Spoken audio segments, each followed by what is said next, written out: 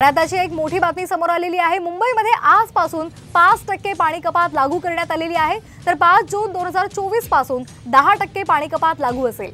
जलाशयांमधील पाणीसाठा कमी झालेला आहे आणि त्यामुळे बृहन्महानगरपालिकेने हा प्रशासनाचा निर्णय घेतलेला आहे।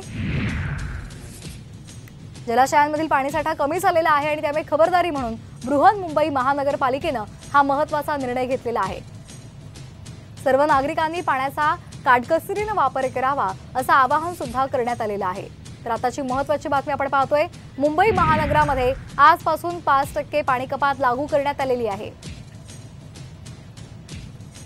तर कोणत्या धरणामध्ये किती पाणीसाठा आहे पाहूयात। मोडकसागर 19%, तानसा 30%, मध्य वैतरणा 11%, विहारमध्ये 25%, तुळशीमध्ये 32%, भातसामध्ये 8%, तर अप्पर वैतरण्यामध्ये 4% इतका जलसाठा आहे।